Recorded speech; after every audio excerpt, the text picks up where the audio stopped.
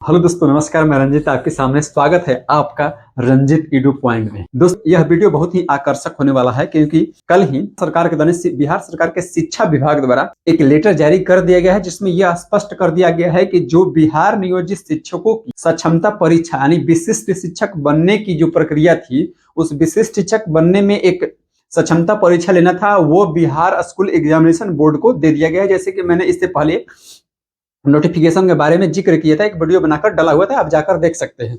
उस क्षमता परीक्षा जो होगी वो बिहार स्कूल एग्जामिनेशन बोर्ड के द्वारा होगी। उस एग्जाम में जो क्वालिफाई होंगे वही राज्यकर्मी, उन्हें राज्यकर्मी का दर्जा मिलेगा और विशिष्ट शिक्षक का एक अलग संवर्ग रहेगा जो जिला स्तर पर रहेगा। सारे नोटिफिकेशन के बारे में जिक्र किया था, एक वीडियो बनाकर डाला हुआ था, आप जाकर देख सकते हैं। उस क्षमता परीक्षा जो होगी वो बिहार स्कूल एग्जामिनेशन बोर्ड के द्वारा होगी। उस एग्जाम में जो क्वालिफाई होंगे वही राज्यकर्मी, उन्हें राज्यकर्मी का दर्जा मिलेगा और विशिष्ट शिक्षक का एक अलग संवर्ग रहेगा जो जिला स्तर पर रहेगा। सारी सुविधाएं उसमें मिलेगी, लेकिन विशिष्ट शिक्षक संवर्ग एक अलग ही जिला स्तर पर संवर्ग होगा जिसमें स्थानांतरण होगा। सबसे बड़ी बात उसमें यह है कि अगर कोई नियोजित शिक्षक राज्यकर्मी बन जाता है विशिष्ट शिक्षक एग्जाम देकर, तो अगर वहां से रिटायर होता है या अपने पद को त्याग करता है तो उस पद को दोबारा परीक्षा से या विशिष्ट शिक्षक से नहीं भरा जाएगा। ये स्पष्ट कर दिया। क्यों? क्योंकि ये विशिष्ट शिक्षक संवर्ग है केवल नियोजित शिक्षकों के लिए है और यहां से जब नियोजित शिक्षक की सेवा समाप्त हो जाएगी तो ये संवर्ग भी समाप्त हो जाएगा। ऐसे नियमावली से स्पष्ट है। हम लोग बात करते हैं आज के विशिष्ट शिक्षक जो नियमावली के तहत जो बिहार स्कूल एग्जामिनेशन बोर्ड जो एग्जाम लेगा उस परीक्षा का पैटर्न क्या होगा, हम लोग इसी बारे में इस वीडियो में बात करने वाले हैं कि किस प्रकार से वो सिलेबस देगा और क्या उसमें पूछा जा सकता है, इस पर हम लोग चर्चा करते हैं। तो चलिए वीडियो को हम लोग शुरू करते हैं। देखिए दोस्तों, बिहार स्कूल एग्जामिनेशन बोर्ड की जो हमेशा परीक्षा लेना का पैटर्न है, जैसा कि आप देख सकते हैं कि पहले इस परीक्षा का आयोजन बीपीएससी के माध्यम से होना था और बीपीएससी के माध्यम से होकर राज्यकर्मी का दर्जा देने का प्रावधान था, लेकिन अब चला गया है बिहार स्कूल एग्जामिनेशन बोर्ड के पास। बीपीएससी अगर एग्जाम लेता तो बीपीएससी के एग्जाम, अभी पिछला ही एग्जाम जो हुआ था एसटीएससी हेडमास्टर का, प्रधानाध्यापक या एसएचओ का, उसका पैटर्न सेम होता है। क्यों? उसमें यही पूछा जाता कि आपको हिंदी क्वालिफाई करना है और उसके बाद 40 नंबर का आपको जीएस होता और उसके बाद आपके सिलेबस ले 80 नंबर का क्वेश्चन होता।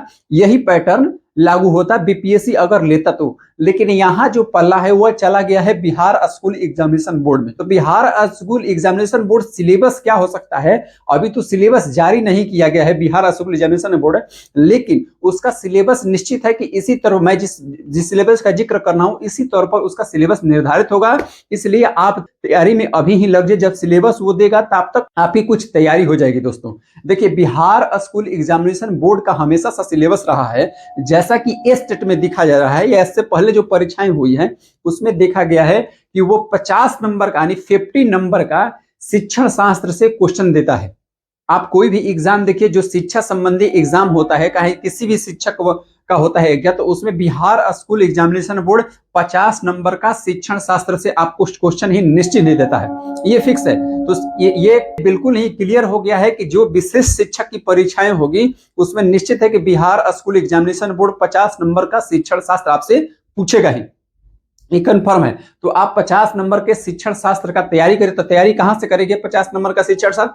मेरे अनुसार आप सभी को जितने भी प्रीवियस एग्जाम हुए हैं, अभी तक ले जितने भी प्रीवियस एग्जाम हुए हैं और उसमें बिहार स्कूल एग्जामिनेशन के बाद जो भी क्वेश्चन पूछे गए हैं, आपको उसके सबसे पहले रिवीजन करना चाहिए, क्योंकि सक्षमता परीक्षा उतना हाई लेवल से होगी नहीं, लेकिन कम भी नहीं होगा, क्योंकि वह शिक्षक का परीक्षा लेने जा रहा है, तो इसलिए कम भी नहीं होगा। तो मेरे अनुसार आपको जो प्रीवियस एग्जाम है शिक्षण शास्त्र में जितने भी क्वेश्चन आए हैं उसे आपको सबसे पहले रट जाना चाहिए, उसे सबसे पहले आपको पढ़ना चाहिए। अब आते हैं 100 नंबर का क्वेश्चन में। तो 100 नंबर का क्वेश्चन में जो अभी तक ले होता आ रहा है आपके सिलेबस ले, अर्थात जिस सब्जेक्ट के आप हैं उस सब्जेक्ट का आप क्वेश्चन पूछा जा सकता है आपसे बिहार स्कूल एग्जामिनेशन के माध्यम से कि जिस सब्जेक्ट के आप टीचर हैं उस सब्जेक्ट से आपके क्वेश्चन पूछा जा सकता है। अब आता है कि प्राथमिक विद्यालय में क्या पूछेगा। तो देखिए प्राथमिक विद्यालय में समेकित रूप से जो जीके जीएस होता है, जनरल नॉलेज होता है, वो चीज पूछा जाएगा। और जैसे ही मध्य विद्यालय होगा, इंग्लिश का तो अलग संवर्ग ही होता है, उर्दू अलग संवर्ग, हिंदी अलग संवर्ग होता है, बाकी जो सोशल साइंस के है वो सब सम्मिलित पूछा जाएगा। अब आते हैं 9, 10, 11, 12। 9, 10 आप जिस विषय के शिक्षक हैं उस विषय से आपसे सवाल पूछा जाएगा। अब आता है साइंस में, तो साइंस में भी दो कैटेगरी है, एक बायोलॉजी वाले हैं और एक मैथ वाले हैं। तो जैसे चूज करने का ऑप्शन ए स्टेट में दिया जाता है उसी अनुसार उसका क्वेश्चन भी तैयार किया जाएगा। दोस्तों आप इस तरह से आप तैयारी कर सकते हैं कि अपने सब्जेक्ट के लिए 100 नंबर का क्वेश्चन और 50 नंबर का शिक्षण शास्त्र से क्वेश्चन निश्चित तौर पर ही आने वाला है। यही सिलेबस का पैटर्न है जो बिहार स्कूल एग्जामिनेशन बोर्ड कर रहा है, वही आप में भी लागू हो सकता है, ऐसा अनुमान पूरी तरीके से है। इसलिए आप तैयारी में लग जाइए। अब आता है कि जो बिहार स्कूल एग्जामिनेशन बोर्ड की तैयारी जो है, जो 100 नंबर का क्वेश्चन आपके विषय संबंधित है, तो सबसे पहले जो फिलहाल के क्वेश्चन चल रहे हैं, जैसे अभी फिलहाल 2-3 एग्जाम लगातार हो गए हैं जो शिक्षक संबंधी हैं, तो उन जितने भी प्रश्न वो सारे मिलेंगे, आप उन पर फोकस कीजिए। प्रीवियस जो एग्जाम हुए हैं उन प्रीवियस एग्जाम का पैटर्न को आप देखिए कि कहां से वो क्वेश्चन उठा रहे हैं, उसके अनुसार आप उसकी तैयारी कर सकते हैं। हाँ, खास तौर पर आप शिक्षण शास्त्र पर ज्यादा जोर दीजिए, क्योंकि शिक्षण शास्त्र जो है बिहार स्कूल एग्जामिनेशन बोर्ड भी जो होता है वो लॉजिकली पूछता है, तो उस पर ध्यान देने की ज्यादा आवश्यकता है। और आप अपने विषय में तो वैसे भी मास्टर हैं, तो उसमें कोई पूछना नहीं है, फिर भी जो आधुनिक युग में, जो अभी फिलहाल के करंट युग में जो भी करंट अफेयर्स है, इस पर भी आपको ध्यान देना हो, क्योंकि करंट अफेयर से भी क्वेश्चन आएंगे। और फिलहाल आपके सब्जेक्ट से संबंधित देश दुनिया में क्या नया आविष्कार हुआ है, क्या नई खोज हुई है, क्या नई बातें हैं, इस पर भी आपको ध्यान देना पड़ेगा। दोस्तों तो इस तरह से आप परीक्षा की तैयारी कर सकते हैं। और बाकी जब सिलेबस आएगा पैटर्न, तो उसके टॉपिक वाइज हम लोग उसका एक्सप्लेनेशन करेंगे और आपको क्वेश्चन उस प्रकार से बताया जाएगा किस प्रकार से आप इसकी तैयारी कर सकते हैं। फिलहाल आप शिक्षण शास्त्र पर और अपने सब्जेक्ट के लिए 100 नंबर पर यही मानकर चलिए, और यही आने ही वाला है दोस्तों, और उसकी तैयारी आप शुरू कर दीजिए। दोस्तों ऐसे ही जानकारीपूर्ण वीडियो देखने के लिए इस चैनल को सब्सक्राइब, दोस्तों को शेयर कीजिए। जय हिंद दोस्तों।